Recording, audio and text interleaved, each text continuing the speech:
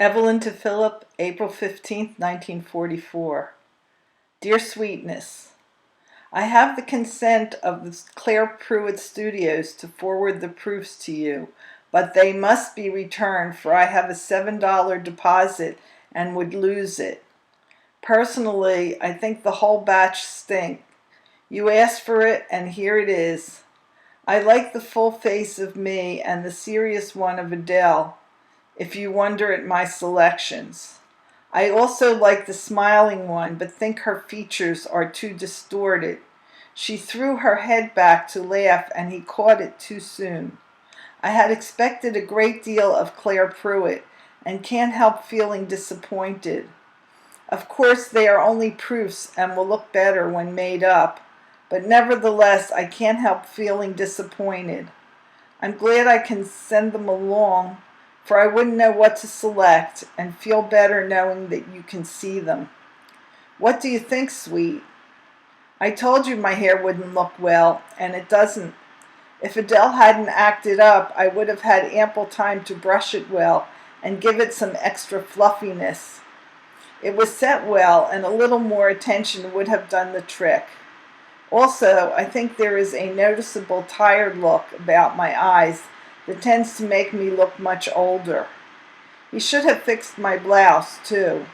I forgot to mention that Mr. Pruitt himself made the pictures. That not serious, not smiling proof of Adele shows to advantage what a dead ringer Adele is of her daddy. You know, Phil, the more I look 'em over, the better I like 'em. Oh, hell. If only you were here, then I'd know. I'm leaving it all up to you. Most people I've shown the proofs either go for the dead serious or the smiling one, according to their particular taste. I like the serious one best of all, for she looks more like she does in person. The other two make her look too chubby. Please, Phil, return these proofs immediately, for they said they will not make up the pictures till I return the proofs. I can't wait to learn your reactions. April 16th, 1944. I was weary and hit the hay at 9:30 last night, hoping you wouldn't mind if I continued on this today.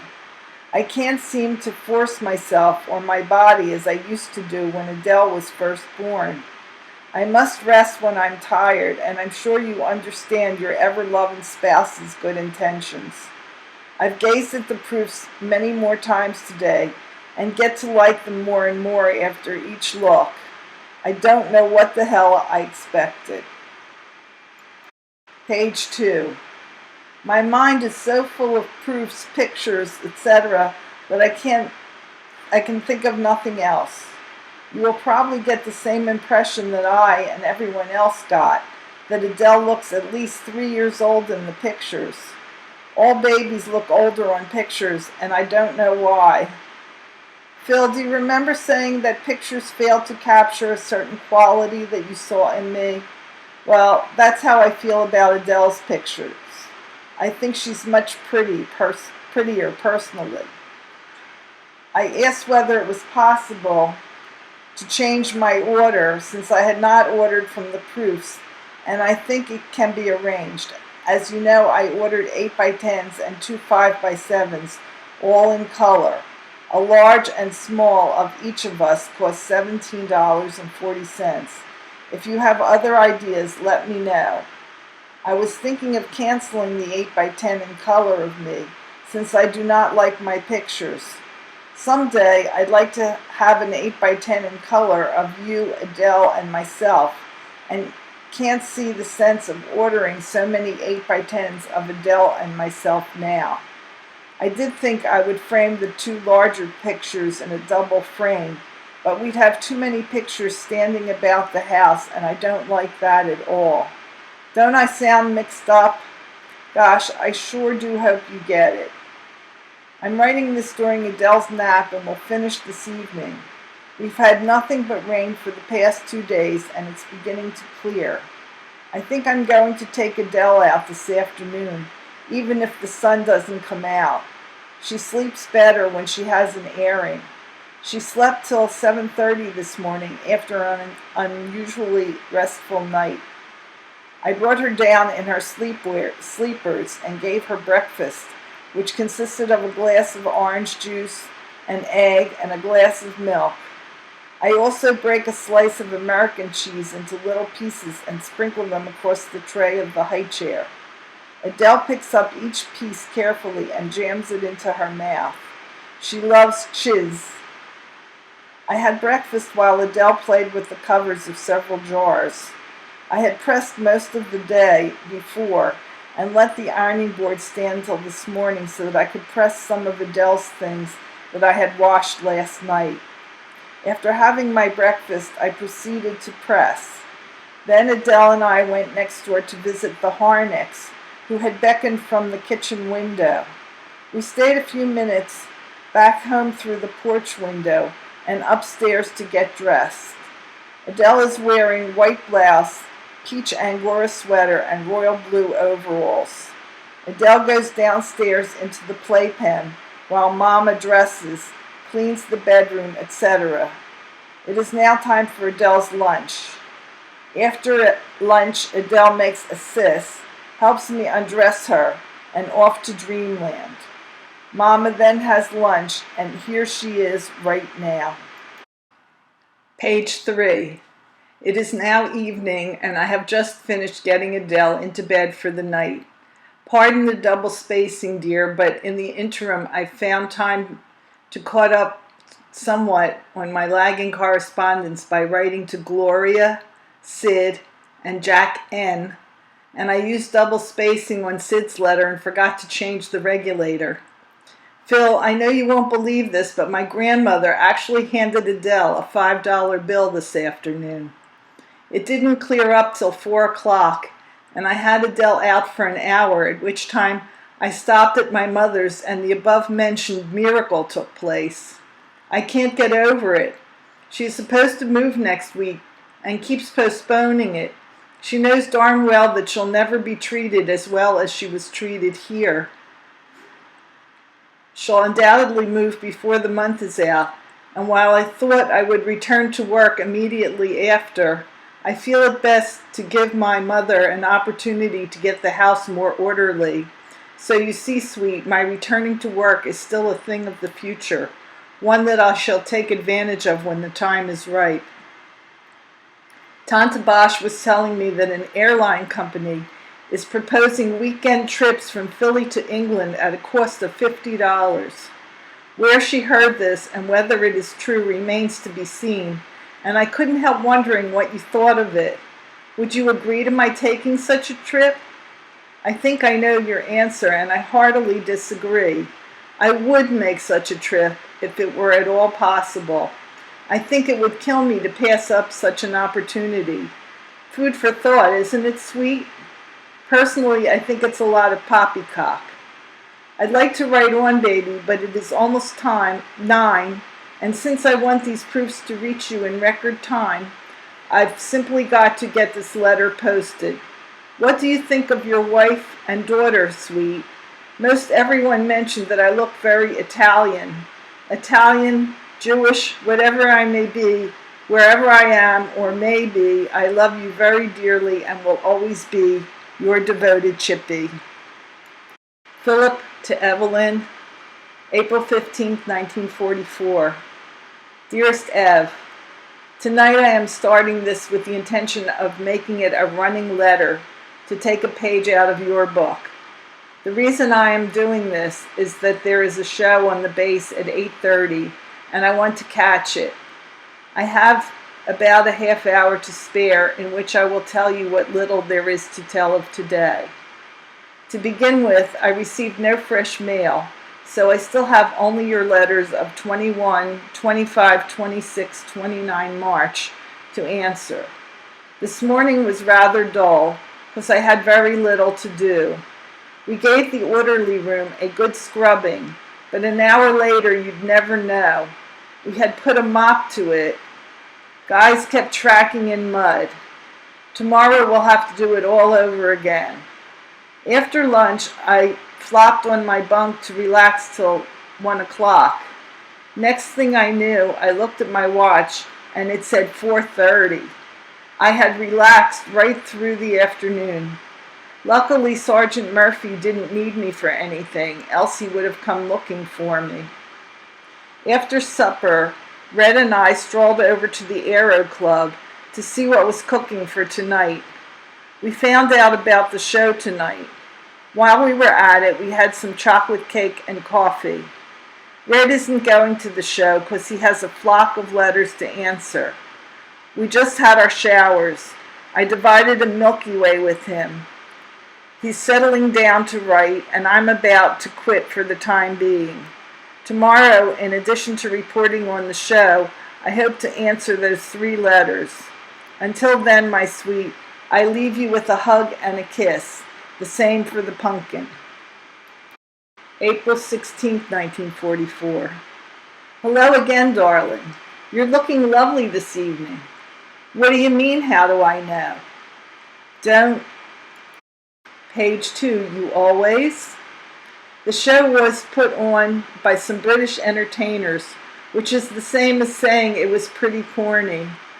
As the performance progressed, the guy started to dribble out the exit.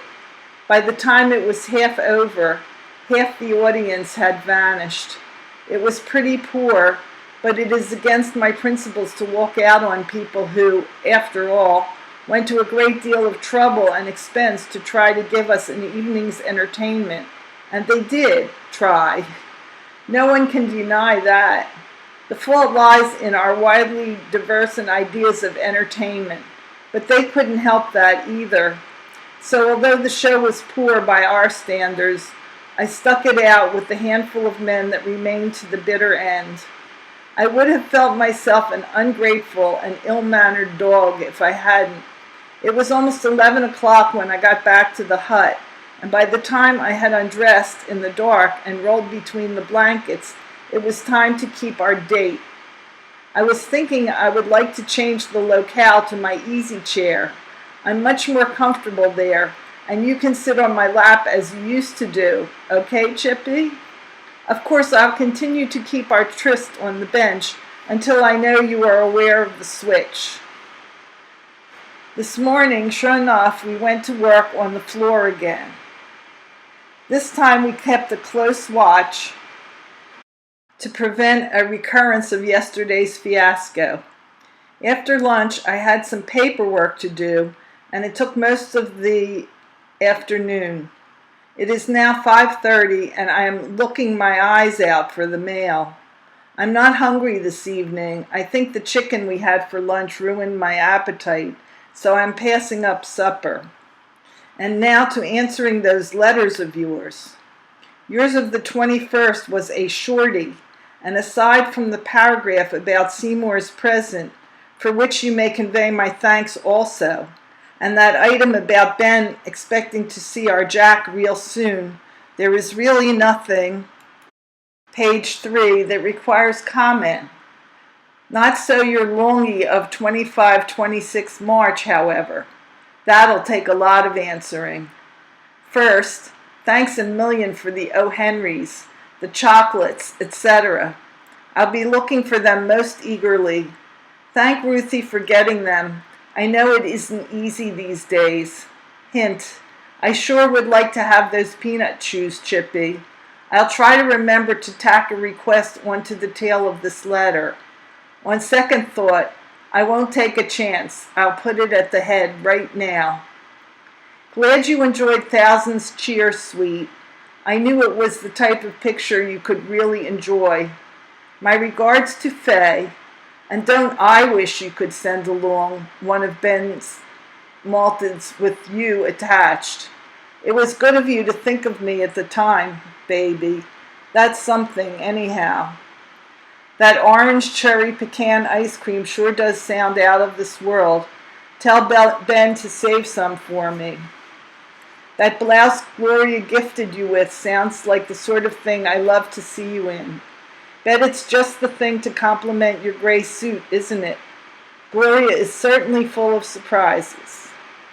At last, the details on Stuart. I like that spelling better, Chase.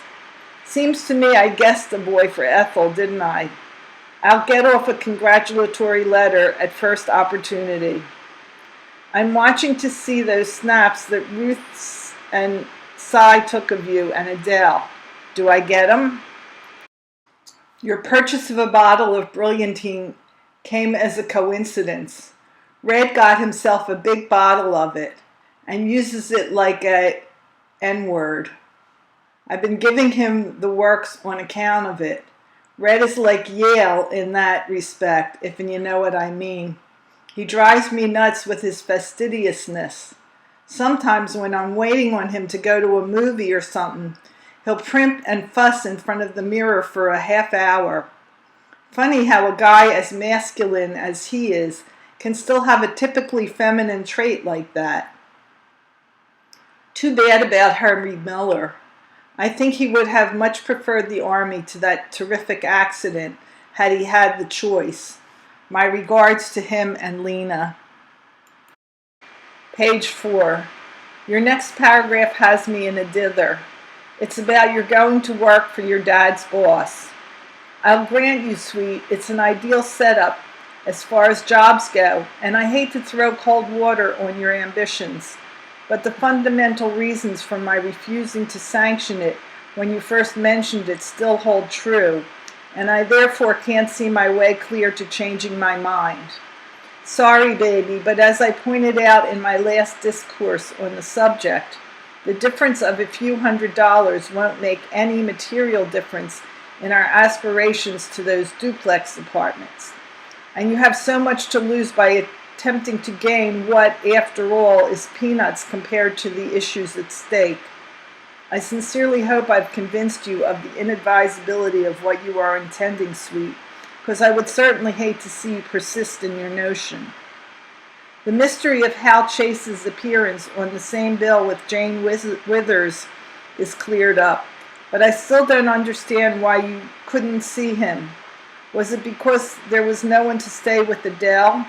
Or didn't you just feel like going? Or were you too busy with something else? Your paragraph on Adele gives me a new conception of her. I'm intrigued by your assertion that she gets jealous if you don't pay strict attention to her. What I would very much like to know is, just how does she evidence that jealousy? And you were so set against spoiling her. Already we have a vain woman on our hands. But then, if she weren't vain, she wouldn't be a female, would she? I'm not surprised that she is as she is. I'm just curious to know how she shows her femininity. I don't doubt that Natalie's new bedroom suite is as lovely as you say.